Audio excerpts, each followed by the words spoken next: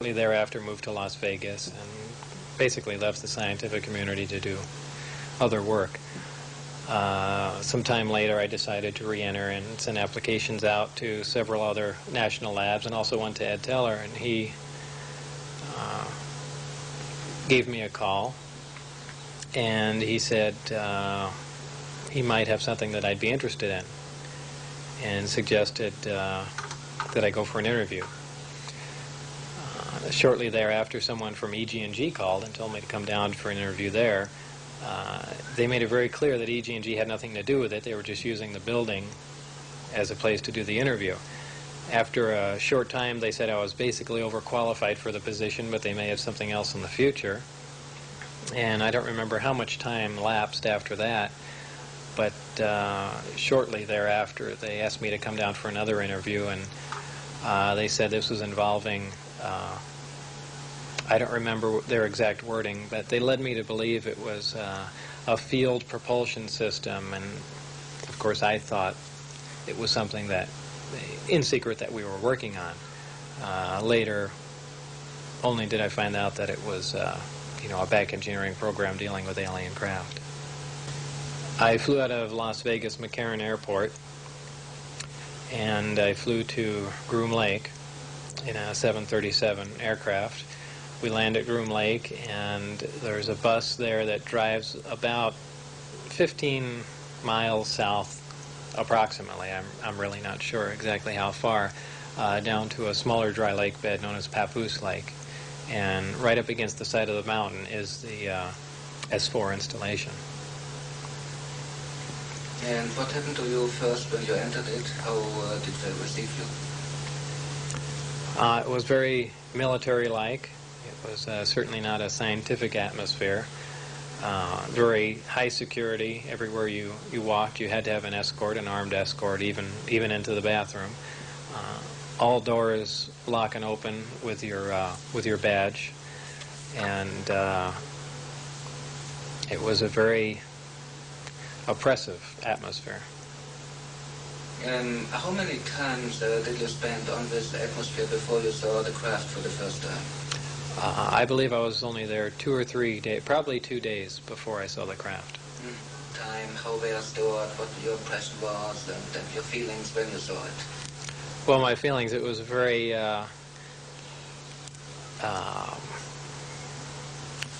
I should step back a minute and say that when I first saw the craft the first time, it was walking into the hangar, and my impression was, well, this explains all the UFO sightings. This is just a secret military aircraft we're working on, and that's the end of that. It was actually the second time when I saw the craft, when I got to enter it and look over it, and I finally realized what was going on, that this is an alien craft. And of course this was after I read the briefings, and that was a totally different feeling. That was not a feeling of excitement. It was almost an ominous feeling, that a feeling as if you shouldn't even be there. It's very difficult to describe. How did it look like? It looked like, if anyone's familiar with Billy Meyer's sightings, very astonishingly similar to that craft. It was a very sleek, thin-looking, flying saucer-shaped craft. Kind of hard to describe without drawing it, but kind of a typical flying saucer shape.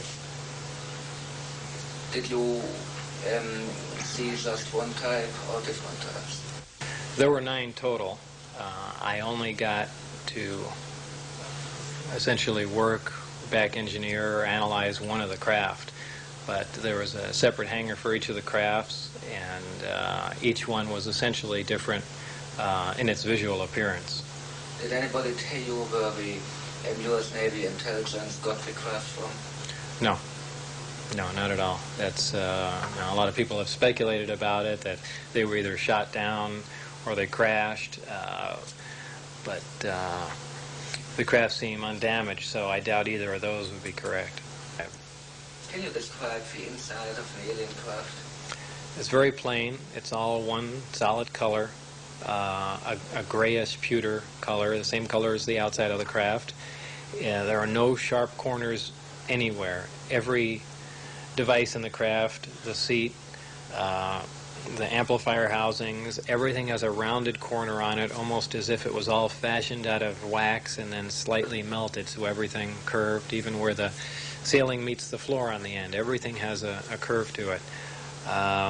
Very, very plain, very wide open, very impractical use of space. And there are 3 levels. The lower level houses the amplifiers themselves that swing, the 3 of them. The center level is where you enter the craft, where the seats and the amplifiers are, and the top level is a small area, and I did not have access to that, so I don't know what's up there. Do you think they're alien craft or U.S. constructed? Absolutely alien craft, there's no question about it. Why? Well, first of all, the scope of the project was to back engineer it. If they were United States craft, we wouldn't be going backward trying to find out how they were built if we had built them. Second of all, the size of the equipment inside, the size of the seats, the materials that were in use, completely alien to us, pardon the pun, and the fuel, element 115, essentially non-existent. All these factors together, and of course the briefing information stating that they were alien craft. Could anybody tell you how the propulsion functioned? Well, that was part of my job, was to back engineer that and find out exactly how that operated. And they had made some progress, but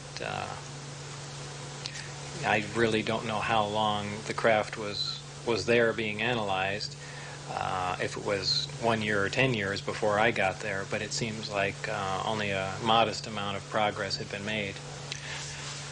The propulsion system is really an amazing setup. There's 2 parts. There's gravity amplifiers and the reactor that provides the power. The reactor itself is a total annihilation reactor fueled by antimatter. Total annihilation is essentially the most efficient nuclear reaction that takes place of the 3, fission, fusion, and annihilation.